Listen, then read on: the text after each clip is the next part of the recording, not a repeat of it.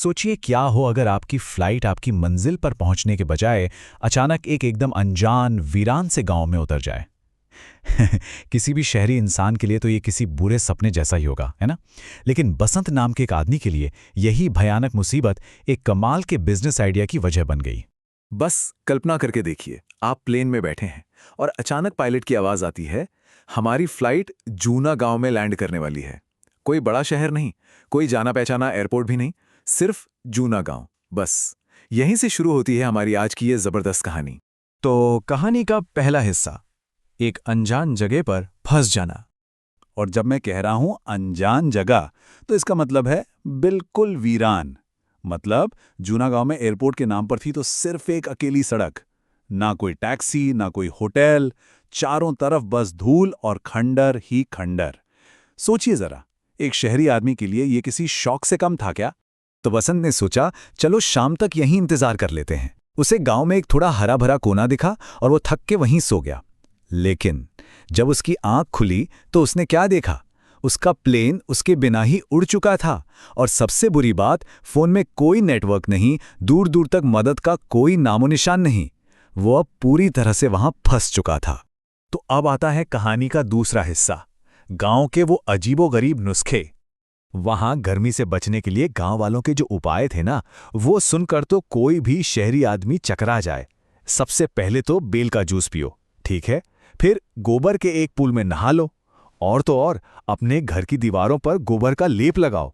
और अगर फिर भी गर्मी लगे तो ठंडी हवा के लिए पेड़ पर चढ़ जाओ। ये सब तो बसंत की सोच से भी कोसों दूर था। और जाहिर है, बसंत का रिएक्शन बिल्कुल वैसा ही था जैसा हम में से शायद किसी का भी होता। छी! और मामला तब और बिगड़ गया जब एक बच्चे ने शरारत में उस पर गोबर के पानी से भरी बाल्टी ही फेंक दी। उस वक्त उसकी जो हालत थी ना, वो बस देखने लायक थी। अब रहने की जगह की बात आई तो उसे जो गेस्ट हाउस दिया गया वो असल में एक टूटी फूटी सी झोपड़ी थी। और सुनिए, सबसे अजीब बात, झोपड़ी के मालिक ने बड़े आराम से बताया कि अरे पिछले हफ्ते ही तो यहां उसकी बुआ गुजरी थी। ये सुनते ही बसंत का तो दिमाग ही घूम गया। और अब आता है कहानी का तीसरा और सबसे जरूरी हिस्सा, नजरिए में बदलाव। तो शुरुआत में तो बसंत को वो झोपड़ी बिल्कुल रास नहीं आई। सोचिए, एक तो गर्म, ऊपर से खटमलों से भरी हुई और साथ में गोबर की तीखी महक। उसे लगा बस आज तो वो पागल ही हो जाएगा। लेकिन फिर अचानक उसे कुछ महसूस हुआ। उसने सोचा, अरे इस गोबर वाली बदबूदार झोपड़ी के अंदर तो सच में ठंडक है। ये था उसका पहला आहा मोमेंट।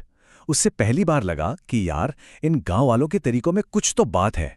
इसी के बाद उसने थोड़ी हिचकिचाहट के साथ सत्तू का शरबत ट्राई किया, वही जिसमें भुने चने का आटा, नींबू, प्याज और मिर्च होती है।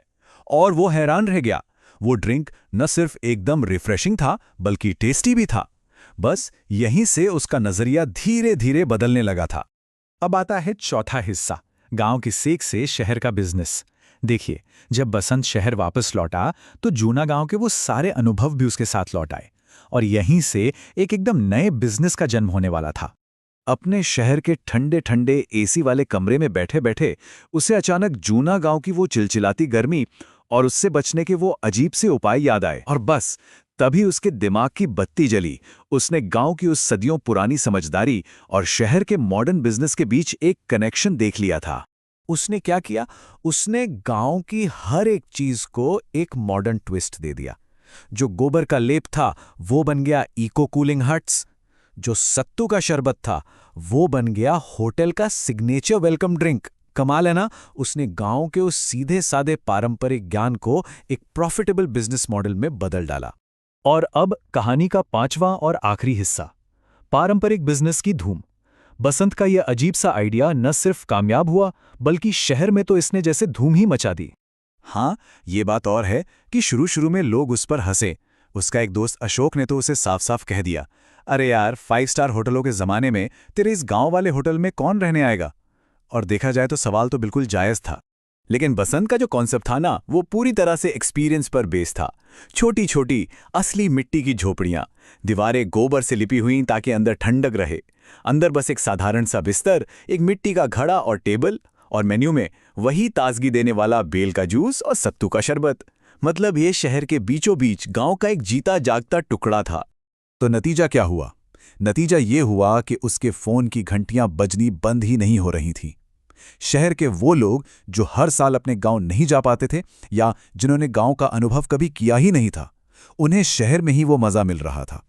बसंत का बिजनेस देखते ही देखते एक सुपर हिट बन गया। और इस कामयाबी का सबसे बड़ा सबूत क्या था? ये कि उसने बहुत ही कम समय में अपना पूरा का पूरा बैंक लोन चुका दिया। सोचिए, जो आइडिया गोबर और मिट्टी से शुरू हुआ था, वो अब एक मोटा मुनाफा देने वाला बिजनेस बन चुका था। तो देखिए, बसंत की कहानी सिर्फ एक बिजनेस की कामयाबी की कहानी नहीं है। ये हमें याद दिलाती है कि कभी-कभी सबसे बड़े और अनोखे इनोवेशन हमारे अतीत में ही छिपे होते हैं।